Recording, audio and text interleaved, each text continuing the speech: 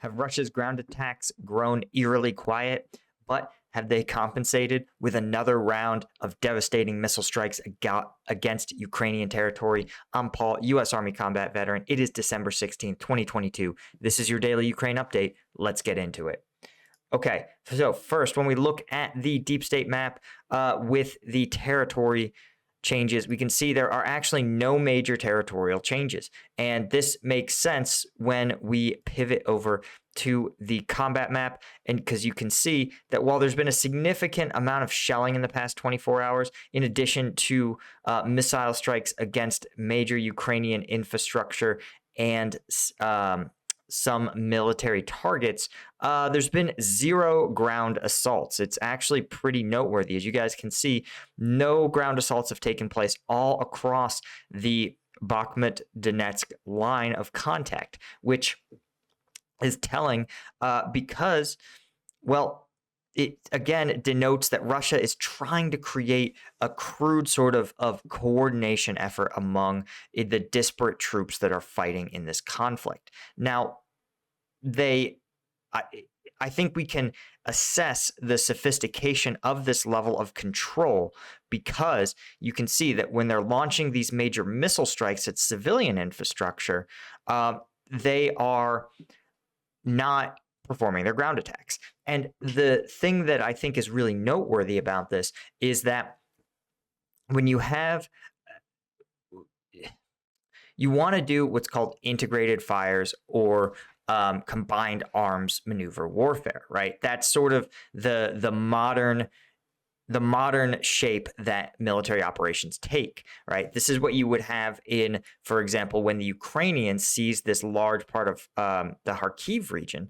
The thing that caused the collapse of the Russian lines was that Ukrainian forces were able to use tanks, artillery, drones, their own aircraft, all in close coordination. They all attacked simultaneously. Whereas Russia, you can see, they will have cruise missile volleys, but not ground assaults, or they'll have shelling, but no ground assaults. And they almost alternate on like 24-hour bases. And so this gives, of course, a modern military or a more modern military like Ukraine's time to adapt, right? They don't need to, they're not thrown off balance by the cruise missile strikes because they know that they're not going to have to simultaneously defend a ground assault, right? When you, in contrast, if you have to, for example, worry about your tank killer teams have to take out this tank, but you also know that there's drones overhead ready to strike you, you have only bad options ahead of you, and that's how combined arms warfare can work. But it requires 2 things that the Russians definitely don't have now. One is communications. You have to be able to, at a very granular level, at a company or platoon level, you have to have the infantry talking to the armor, talking to the artillery, talking to the aircraft. And that's really hard, right? You can't talk to the headquarters who talks to the aircraft. You can't talk to the fire direction center who talks to the brigade, who talks to the battalion, who gives the fire mission to the artillery, right? You have to shrink those chains of command in order to get that sort of nuanced minute by minute support. The Russians seem unable to do that, right? The other thing, of course, you need is really good commanders, right? You have to have commanders at the company, at the platoon level, whether they're non-commissioned officers or commissioned officers, who are capable of using not just the unit they're in charge of, but understand how they need to support other units, right? What it means to say support your aircraft by taking out anti-air teams, and knowing how to use those aircraft when they're on station to dislodge or disrupt the enemy operations in front of you. That requires training and experience, all things that Russia doesn't have. It's short on essential equipment like communications devices, and frankly, they are really short on officers. I think they were probably short on capable officers on day one of this war, and they're even more short now. In contrast, it seems that Ukraine doesn't really have to test its combined arms efforts in quite the same way, because right now they aren't on the offense. It's Russia that's burning its men and material, while Ukraine is going to be probably preparing for an offensive operation. My guess, and the Institute for the Study of War's guess, is around sometime in the winter of 2023. And that would, again, make sense. But Ukraine is almost certainly going to be more effective in their offense simply because they have the ability to conduct these sort of combined arms operations. And even better, they have already in the past in taking the Kharkiv and to an extent in their efforts in Kherson. So all this to say, I think that what we're seeing here is still a like World War I level of command by Russia.